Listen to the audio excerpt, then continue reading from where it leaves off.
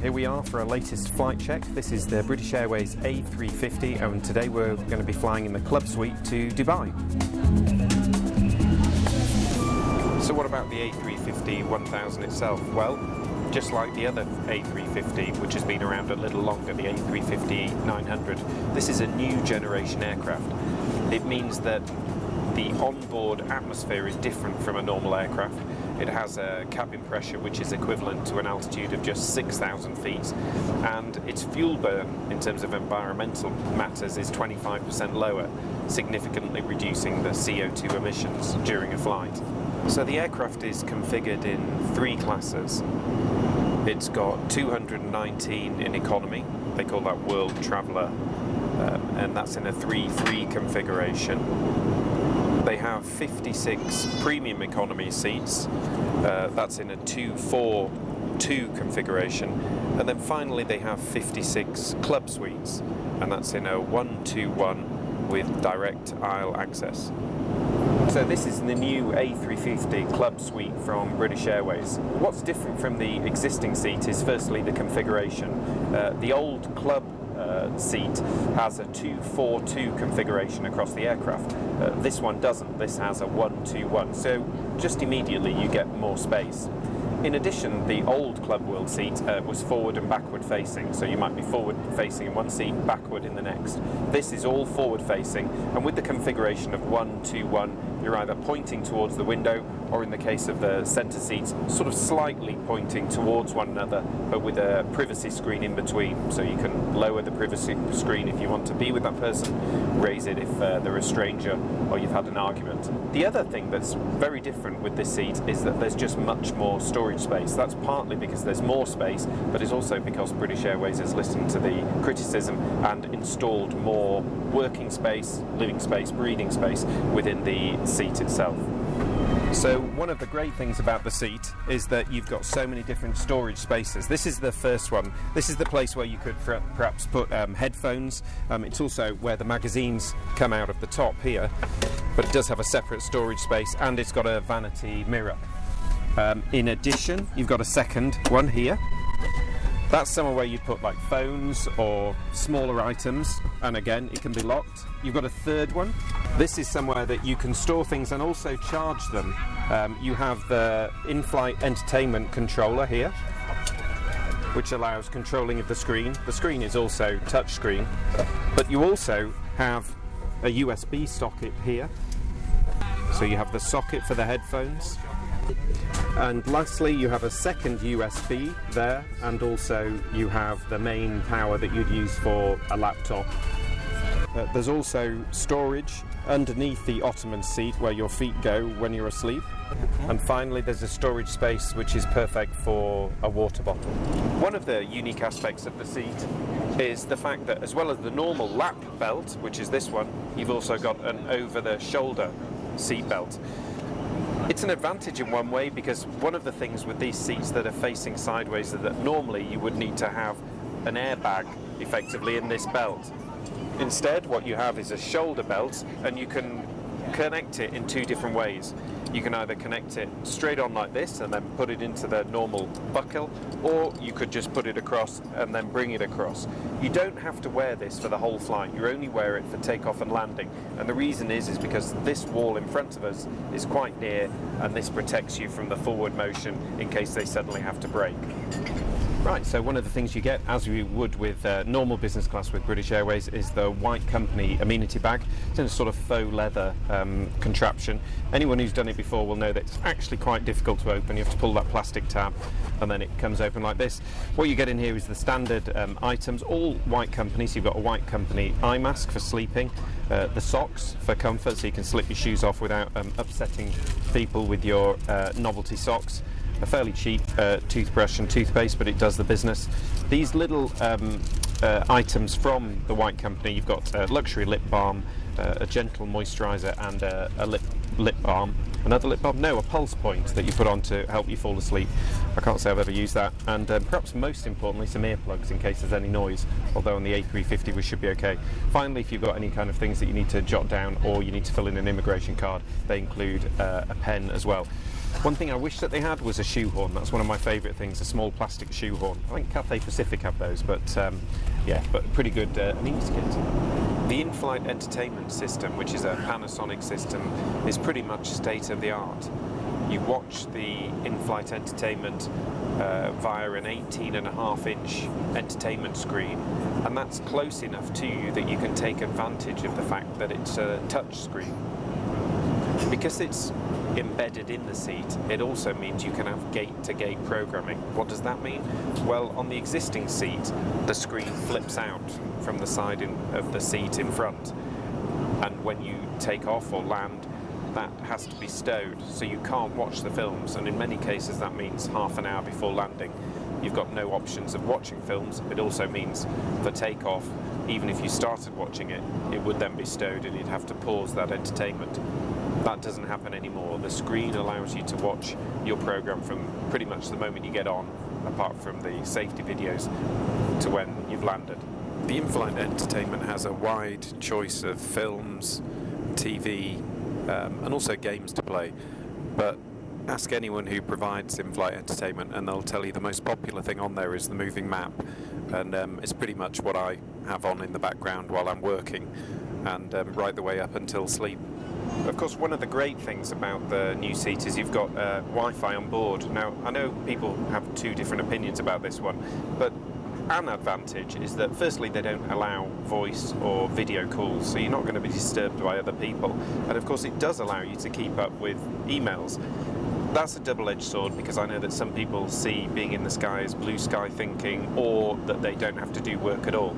But I'm afraid for business travellers, you are travelling on business, and often if you're landing and then having to go off to a meeting, being able to stay in touch and make sure that nothing is changing is all important. And on these A350s, there is Wi-Fi on board, and right now I'm connected on my phone and also my laptop. One of the things that British Airways is particularly proud about is this table. And as you can notice, at the moment it's flush under the in-flight entertainment screen. Why does that matter? Because when you're asleep and you want to turn over, that's extra space for your knees. It also means I've got more space here when I'm just watching the in-flight entertainment. Then if I want to release it, as you'd expect, it comes out that far and then folds out. And of course if you want to adjust it further, that's pretty easy to do as well. So it goes up and down like that, and then all the way back in. British Airways has spent a lot of time recently on the food and drink on board, and nowhere more so than in Club World. What you get here is a new refreshed menu. It's one that's been around a couple of years. It's got these bigger, longer menus in contrast to the sort of A5 style that we had before. And there's a fair choice, both food and drinks, although it of course does depend on whether you're on a day flight or on flights overnight. So on this flight, which is a lunchtime menu, what we've got for starters, we have a choice. You've got a 7&Y Scottish smoked salmon with Burford Browns, hen's egg, dill cream, fresh and pumpernickel. You've got a Metzi plate, which makes sense because we're going to Dubai, which is butter bean tomato salad, minted beetroot, grilled aubergine labneh, sweet potato kibbe and smoky Salamanca olives. You've got carrot and coriander soup, a fresh seasonal salad that comes with all of them, and you can have as an alternative to butter, olive oil, and that's just the starters. Main courses are grilled chicken, seared fillet of British beef, or paneer. This is the Middle East option. Paneer with sweet potato, cauliflower and chickpea korma. More Indian than Middle East, really. Then for the desserts and cheese, you've got a selection: baked chocolate tart, lemon and lime slice, warmed mixed nuts and dulce de leche flan, and blueberries and raspberries, and of course you've also got a choice of cheese board and then the teas and coffees. Then before we land, you've got afternoon tea, which is a choice of sandwiches, scones, or even a tapas plate with a chocolate tiffin slice to make sure that you come off feeling very full. So there's a wide choice of drinks on board. You can start off with cocktails, and those include both alcoholic and non-alcoholic. The alcoholic ones are ginseng, which is basically gin, citrus and some sparkling water over ice, a cranberry flush, which is the vodka option. You've got vodka, orange, cranberry, dish of spritz over ice, and then Johnny Ginger, which is premium whiskey, orange juice, ginger ale served over ice and a slice. And there's a couple of mocktail options as well, citrus burst and fizzberry.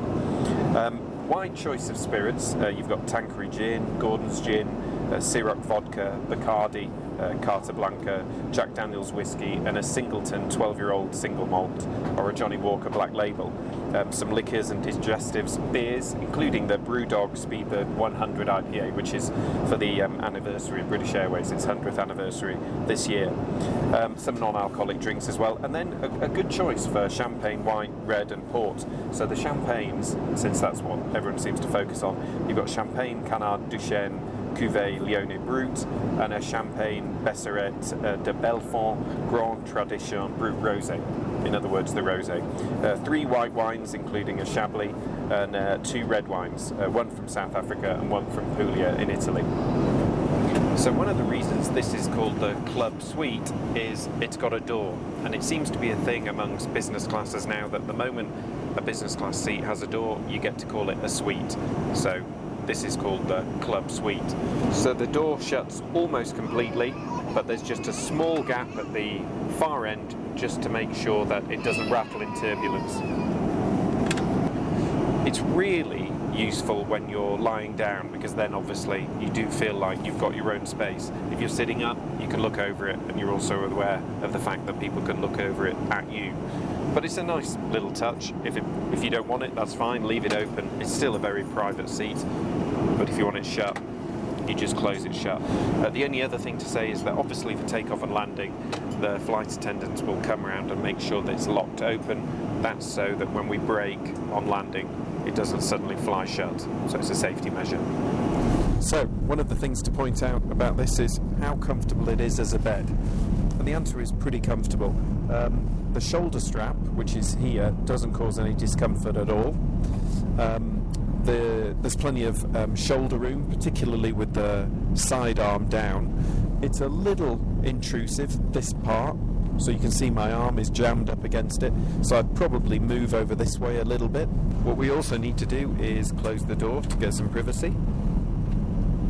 and then you can have a wriggle around. There's plenty of room there for the feet underneath the in-flight entertainment system.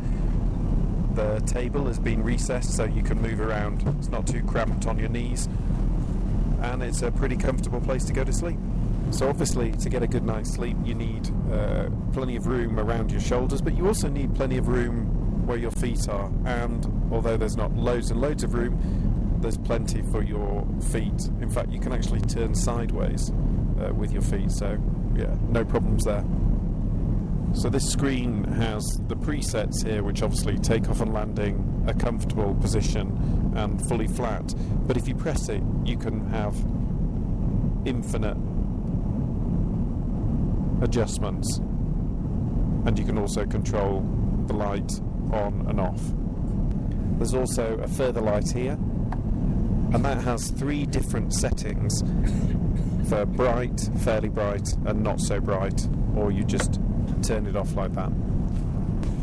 Okay then, I'm going to get a couple of hours sleep, and I'll see you later as we get closer to Dubai and also have some sandwiches.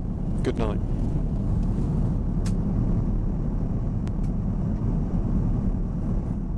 Okay, so this is the Club World kitchen. You get lots of food and drink during the flight, but if you wake up or you're just the sort of person who likes nibbling, this is where you turn up. Depending on when you come during the flight, it's either fully stocked or someone like me has got a hold of it. But in the meantime, you've got plenty of chocolate, you've got cashews, biscuits, soft drinks, and then you've got wines and any spirits that you want to drink, although the spirits will have to be prepared by the cabin crew.